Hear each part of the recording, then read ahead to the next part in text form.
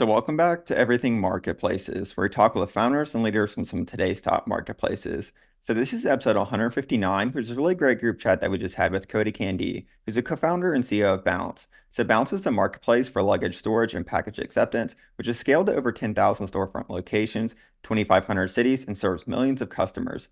Bounce is also backed by top investors like General Catalyst and A16Z.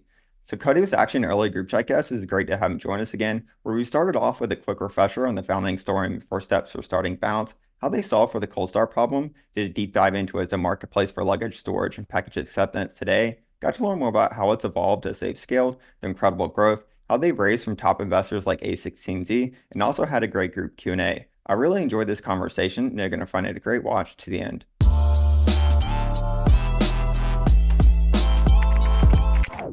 So Cody, welcome back, and it's been a while since your past group chat.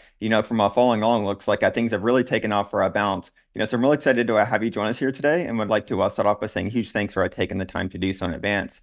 So before we really dive into the latest with Bounce, I think it might be great if you can start off by sharing your background as a quick refresher, and also for those that might have just joined us here in the community. Yeah, early in my career, I was traveling a lot and living in a lot of different places. And every time I moved, I would get rid of all the things that I didn't use since the last time I moved. I think my track record in most of my 20s was that I hadn't lived in the same city consecutively for more than 9 months. A lot of it was I was in San Francisco and then I left and I came back to San Francisco. I had the opportunity to live in a few places in the States, New York, Southern California, of course, San Francisco. And then I also lived in India a couple of times for 6 months, and then London as well. And yeah, every time I moved, I got rid of stuff. And then I had 2 suitcases and 1 backpack of everything I owned in the world. And I loved that sort of minimalist lifestyle. I sort of went a little crazy with minimalism, and I was like, wow, I have so much freedom if I don't have that much stuff. A new career opportunity somewhere else, like let's do it. And so yeah, I with that mentality in mind, and that feeling of the freedom of not being held down by your things, I just saw all around me how common it was for people to plan their days around their things. And over and over again, I saw this. And then the idea came to me one day when I was going for happy hour drinks with some colleagues after work on a Friday. And someone said, oh, I'm going to go home and drop my bag off, and then I'll come back. And I thought, there it is again, planning the day around the things. And then I thought, what if we could build this network of locations all around cities, add delivery integration, and we just build this sort of cloud storage for the physical world. Balance becomes the app where you can summon your things away from you and back to you. And I was just so obsessed and excited with that idea. And so I was sitting on that idea for actually a couple of years. It sounded really hard to build. You need delivery drivers, you need all the locations, just like so difficult. And so I thought, all right, maybe this will be a good company for like a second time entrepreneur. So I'll come back to this later. Fast forward a few years, and I was thinking about what I was going to work on next. And a friend said to me, hey, what about that idea of Bounce that you were so obsessed with before? And I was thinking about it, and I was like, maybe there's a way to test this and get it off the ground faster than I think. And so I'm really grateful for that friend, because then I had started tinkering around. I put up a web page, probably spent 20, $50 of AdWords to just see if people would come to the site. It said, we'll pick up your bags and bring them back to you for $7 or something like that. And then to my surprise, the phone rang and someone said, hey, can you come pick up my stuff? And I was like, wow, there it is. There's the demand. Let's chase this. So then we had a fun MVP building story from there. I was riding around city bikes in New York City, the public bike share, picking up people's stuff. If they had big luggage, then I would take it back in an Uber pool. I did this for about a week. It was 1 week of validating the first hypothesis, which is, will people hand over their bags to a stranger that they, from the internet? And we had like no reviews, nothing. So it seemed kind of sketchy, but people still did it. I quickly learned moving stuff around was really hard, as I had initially expected.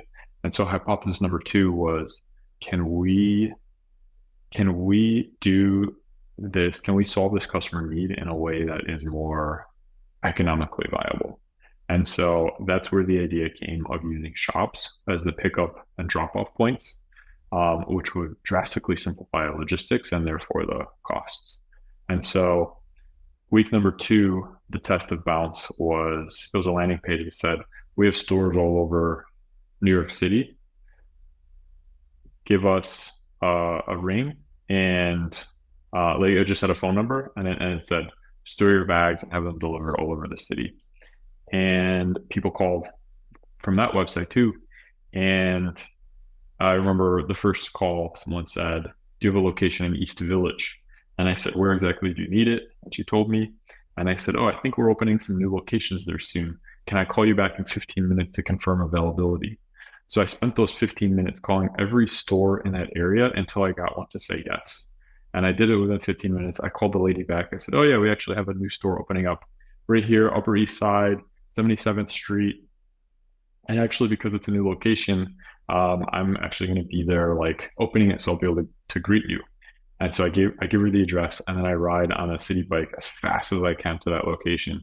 I beat the customer there by 2 minutes, and then I got to ask her all kinds of nice customer development questions, like what made you need the service today? What made you trust Bounce? What made you almost not trust Bounce? And I learned all of this stuff. And so from there, I quickly learned that there are a lot of people willing to drop off and pick up from the same place. I didn't need to build delivery right away. And then I just started signing up more locations. Then after that point, we started writing the first lines of code, and then it all started coming together. No, that's such a cool story. So thanks for kind of taking us through it. And I'm very curious to learn a little bit more about, what were some of those kind of like early strategies that you use, or maybe even tactics to kind of like onboard your first kind of supply, generate demand and build marketplace liquidity. I mentioned that before I even showed customers what the supply network was, I was just like, call us. And then I could try to fill in the gaps as we went. But at that time, I was really going for anything. I put my own apartment on on Bounce so people could book that. I would be working.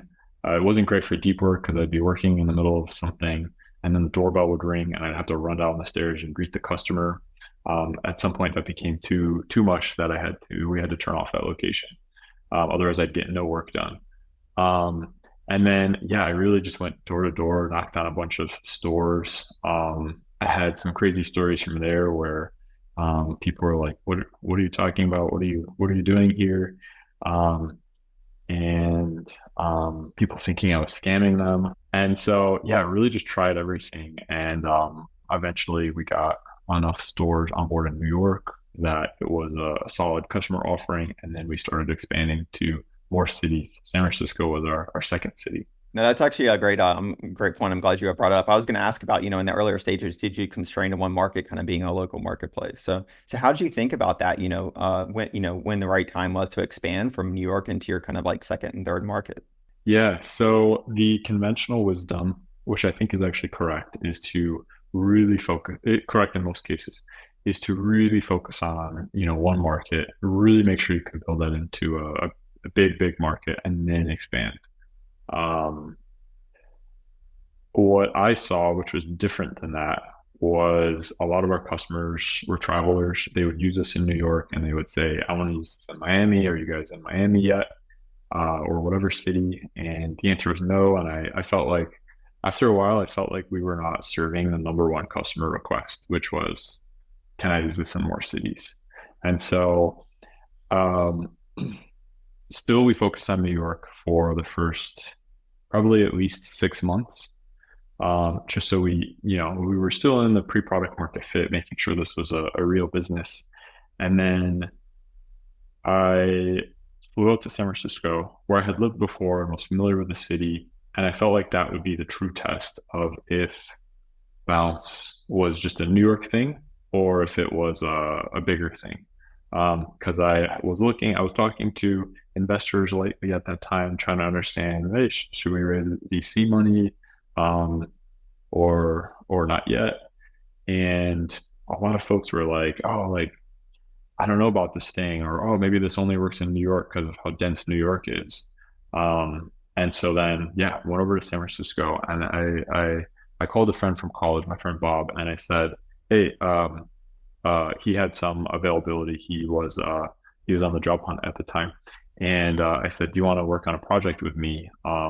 And I said, "Let's do this as fast as we can because that really proves our model. Let's spend 2 weeks trying to sign up all like enough supply to have San Francisco really get going."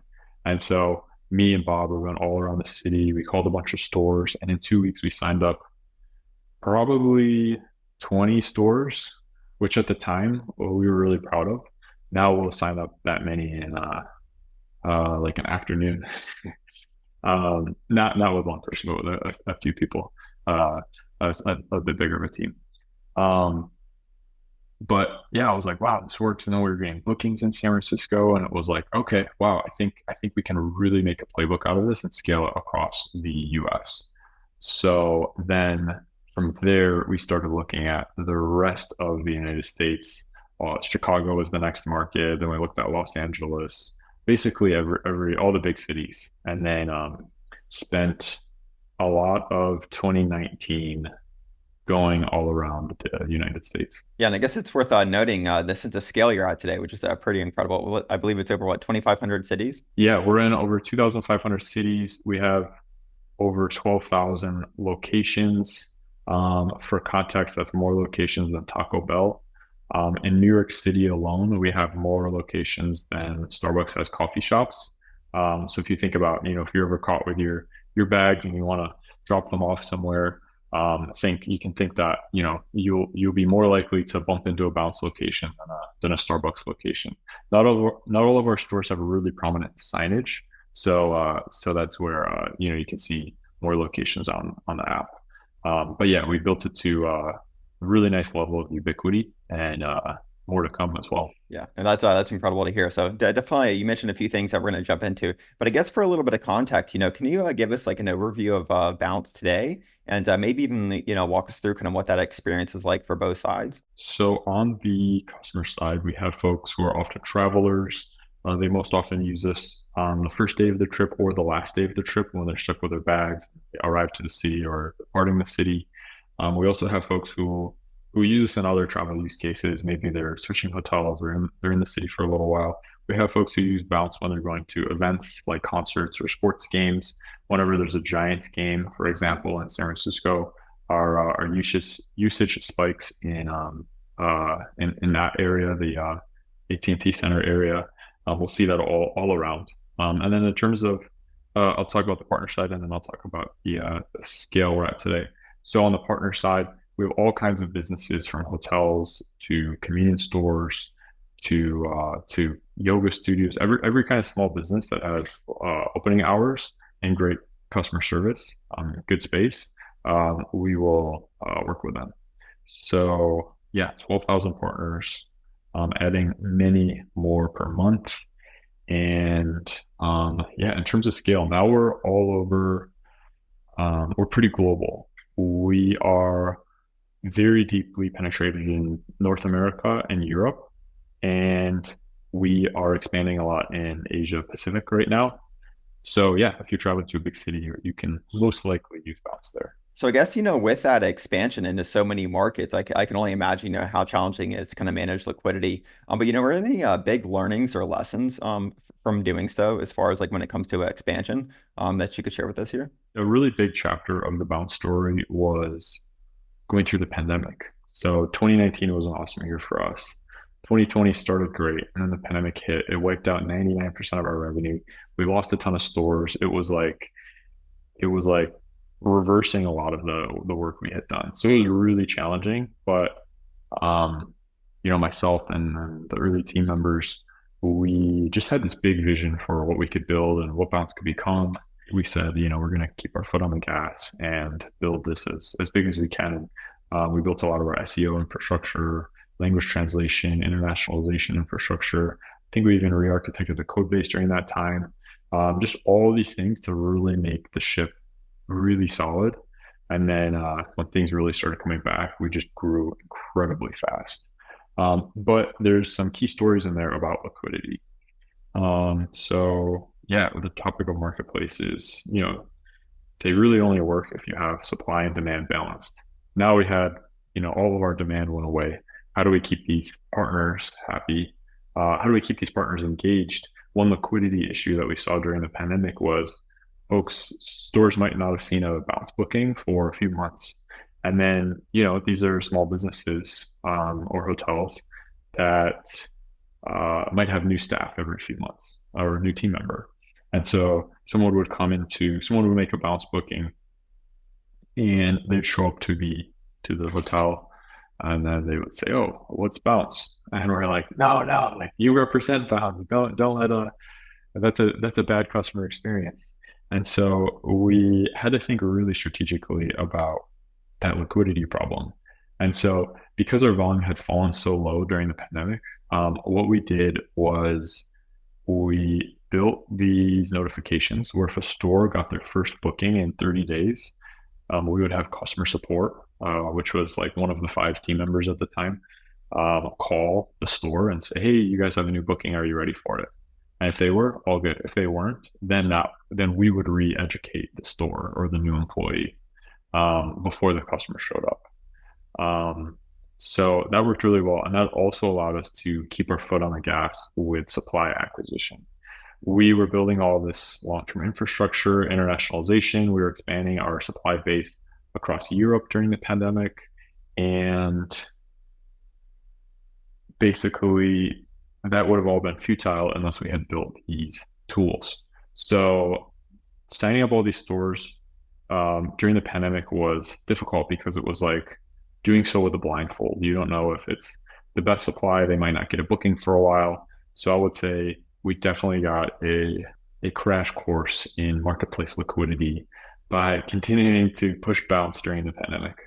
Can certainly imagine that. So if we kind of jump over to the on the demand side, you mentioned we kind of covered as far as acquiring some of the supply, but for demand, what are some of the ways that you're kind of reaching demand and maybe not kind of keeping it top of mind, when they're traveling to kind of increase the frequency of use? We ended up going pretty deep on SEO. The first few months of bounce, we were just trying everything, seeing what worked.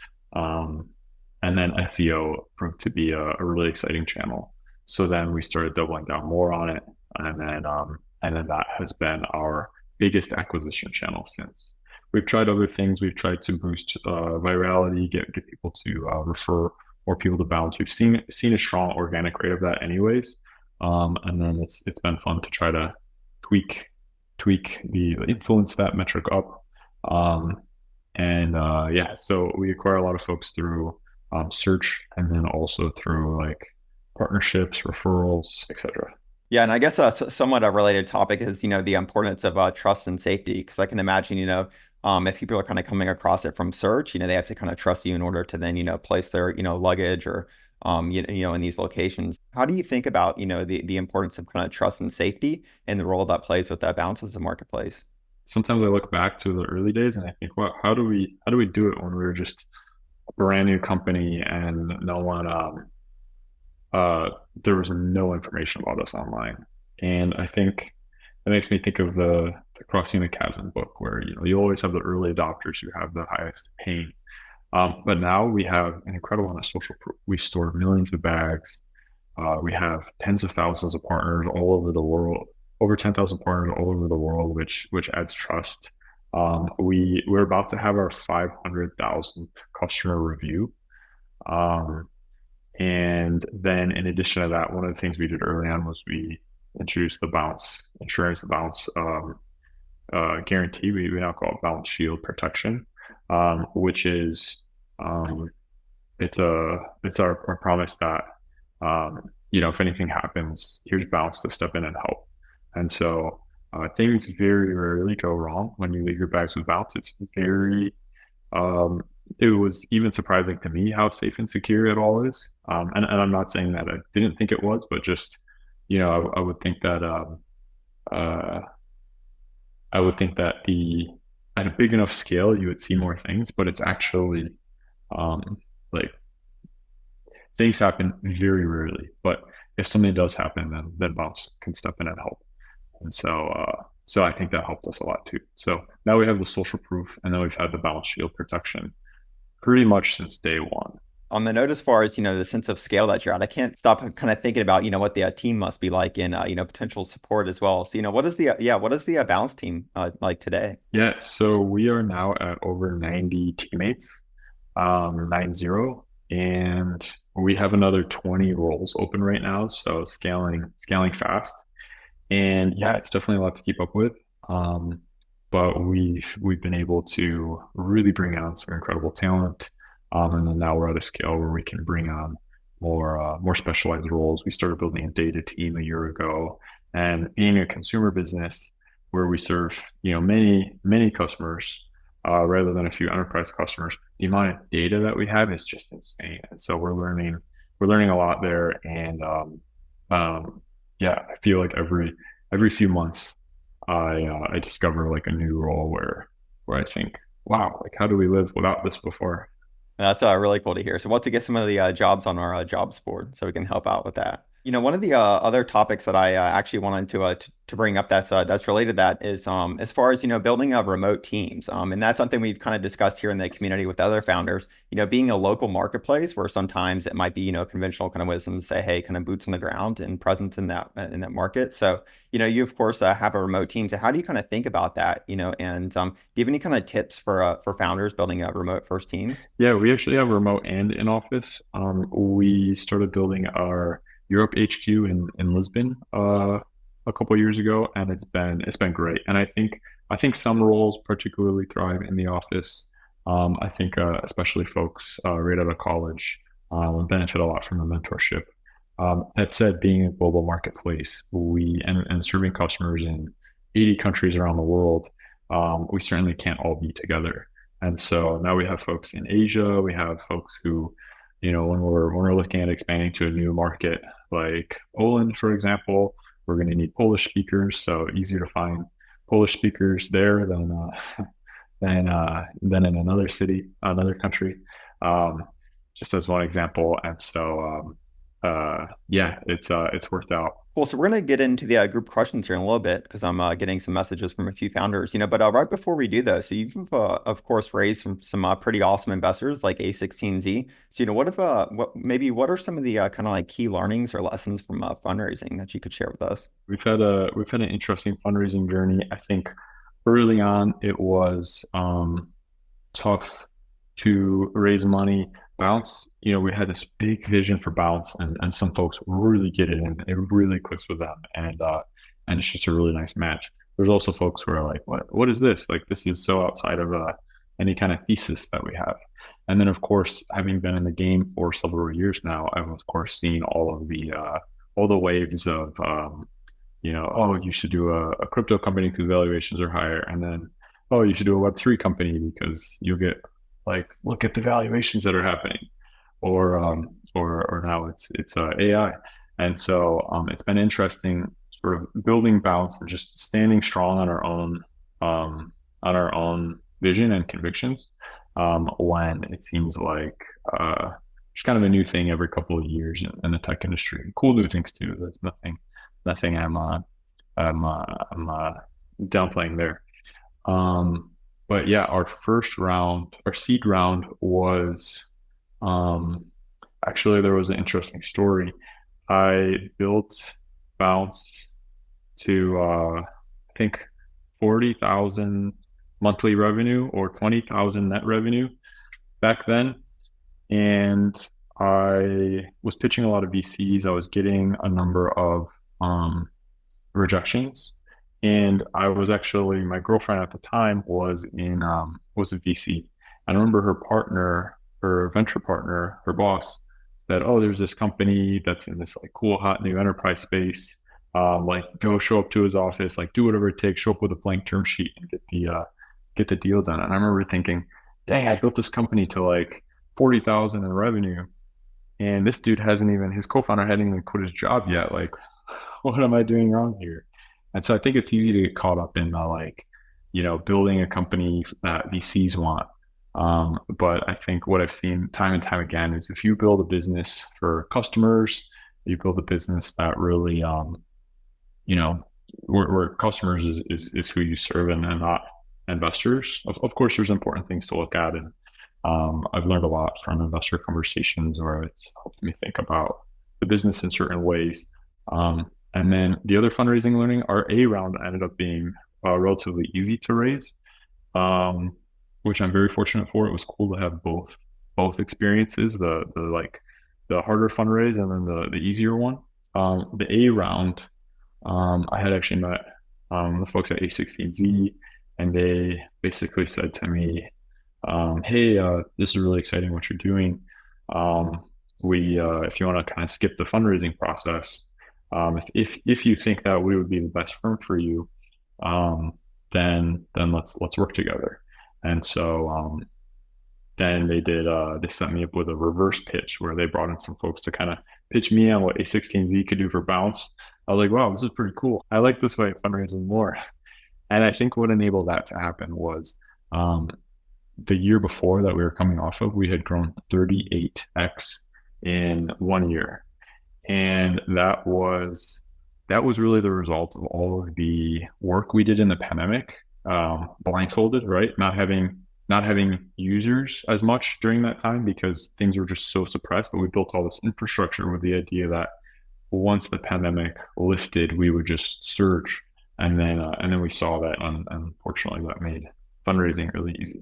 Those are two really great learnings with us. I appreciate sharing. I believe your last group chat was right after that, kind of that growth, and I know you mentioned it, and a few founders kind of messaged me about it after. So really incredible to hear. So cool. So we're gonna go ahead and jump into the group Q&A here. So I'm getting a few messages as I mentioned. Hey, Peter, you're first to raise your hand. You want to jump on? Hello, Cody. Great story, and 38x is just insane. Oh my God. My question, just a quick context. I'm founder of MyArc. It's a platform that enables fitness creators to train their fans at scale. So our supply side are the fitness content creators that have a fan base. Demand side are consumers looking to train, etc.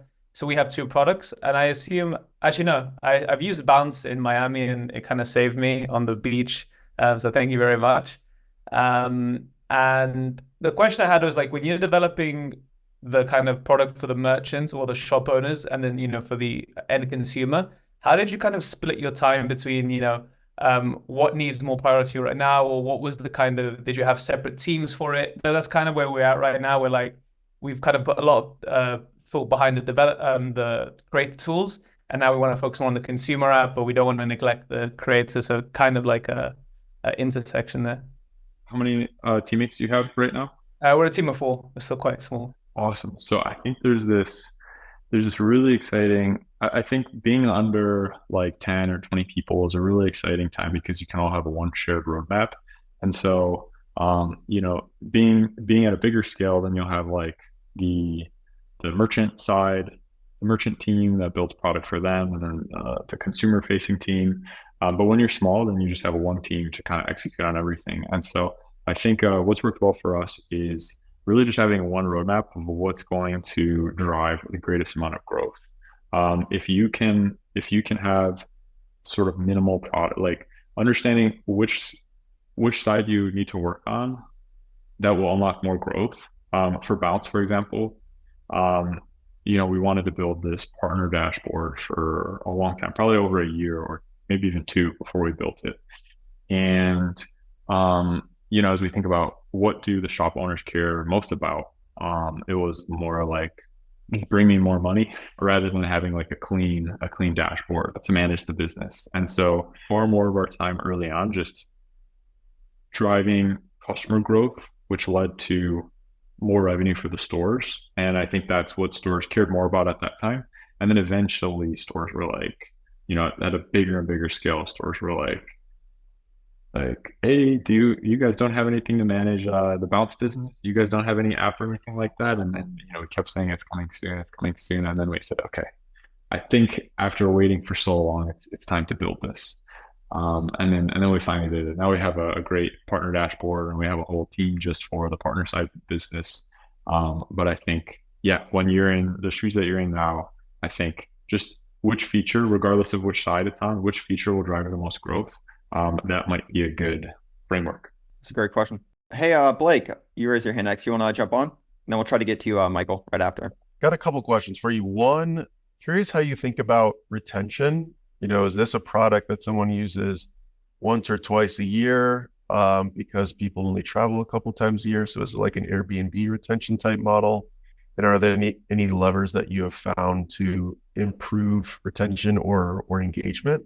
And then the second piece of it is how you think about the KPIs and org design around those KPIs. Do you have like a supply side of the business that owns supply side metrics, demand side that owns demand side metrics, or I come from the Uber world, so very used to like a GM type of model. Is that something that you've explored, or how do you think about that?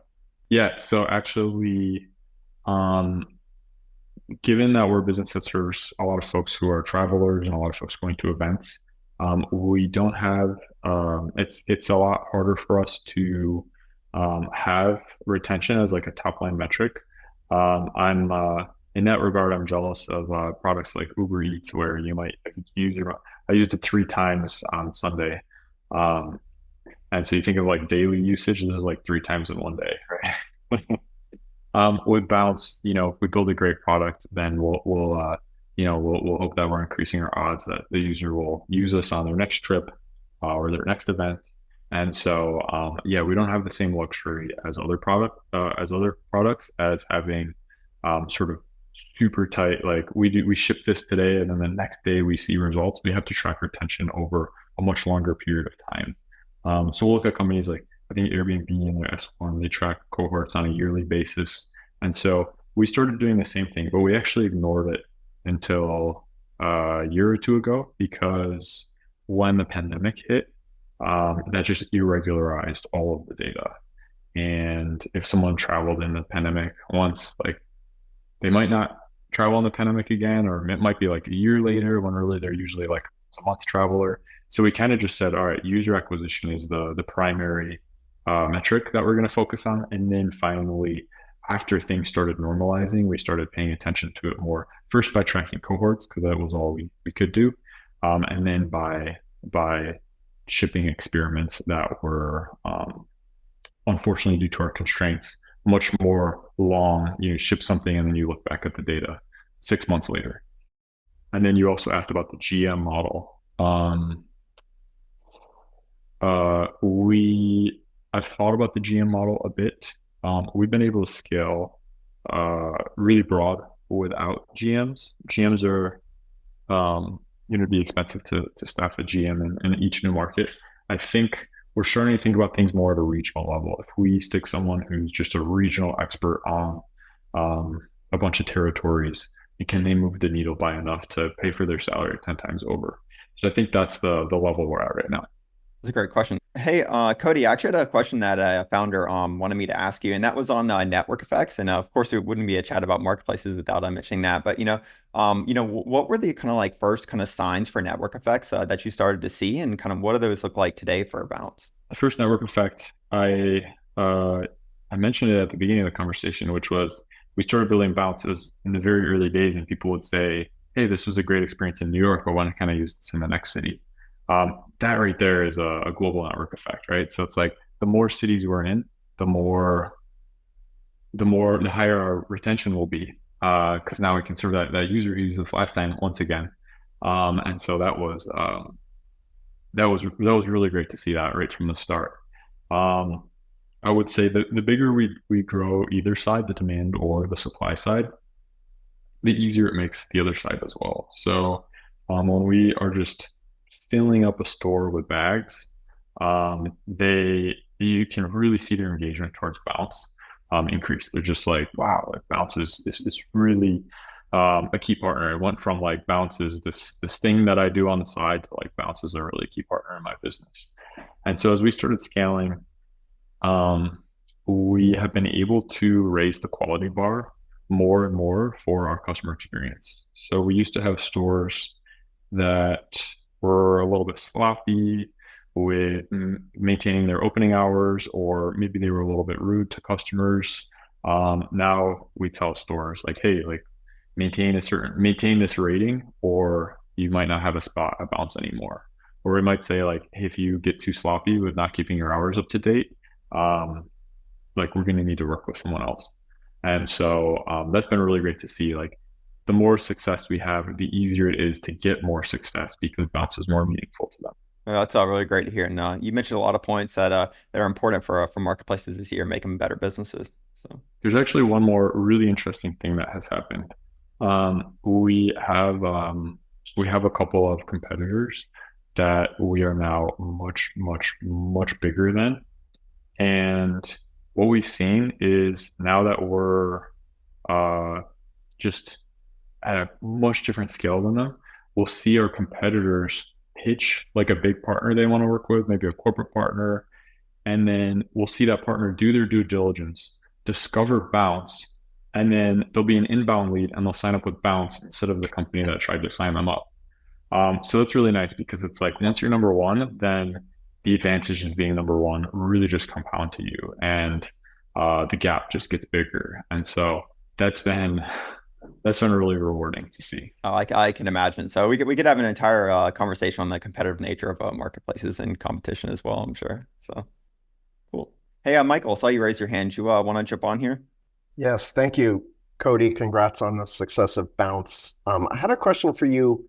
Now that you're in so many locations, do you have any recommendations or best practices for other marketplaces that are in lots of locations of specifically measuring supply and demand imbalances? That's something I've been thinking a lot about lately, and we're getting better and better at that. I think, yeah, if one city tanks, but it's one of like 2,000 cities, you might not notice. Now that we have a bigger team and we have folks who are really dialed in or responsible for subcomponents, they actually noticed, and we went to notice otherwise, that our revenue dropped in a city, and then they investigated it, and then they found that we lost a position or a couple of positions on SEO, and then they looked into that and they found that there was a key partner, like a key maybe visitor bureau that mentioned Bounce, and then we didn't have the link anymore, and then this person actually noticed the drop in Google search from that. And because she was so dialed into those metrics, she was able to call that visitor bureau, get that link back on the website. We went back up in Google search rankings, and then our revenue came back up. So it is really hard to manage it all at scale, but as we subdivide the metrics and give individual responsibility to people for a subset of the business and then a deeper subset of the business, that's allowed us to pick up on these nuances and make sure that we can still win every market, even when we're in so many. Well, cool. Well, Cody, we once again really appreciate taking the time to join us here today. This is such a fun chat. I know we're out of time here, but I actually have one last question for you right before we wrap things up, and that's if you could go right back to before you started Bounce, what would you tell yourself about marketplaces? Focusing on distribution from the start, which in this case is SEO, and just nailing that as hard as we can. And then, yeah, understanding how that helps drive supply. And I think getting started with that could have accelerated us even more in the beginning. So there's a tweet or a quote from a famous entrepreneur, I forget which one. It's first time founders obsess over product, second time founders obsess over distribution. I couldn't think of a better parting advice for us here as well. So we're always emphasizing that here in the community. And last but not least, time for a quick plug. Where can we keep up with you at? I'm not that active on Twitter, but I suppose that's a good one. Just twitter.com. It's just Cody Candee. My last name is Candee. Awesome. I'll include links here in the details, and I'm sure you'll have lots of new marketplace founders coming your way, and hopefully people using Bounce. So once again, yeah, thanks for taking the time to join us here, Cody. This is a fun chat, and thanks everyone for joining in the great questions.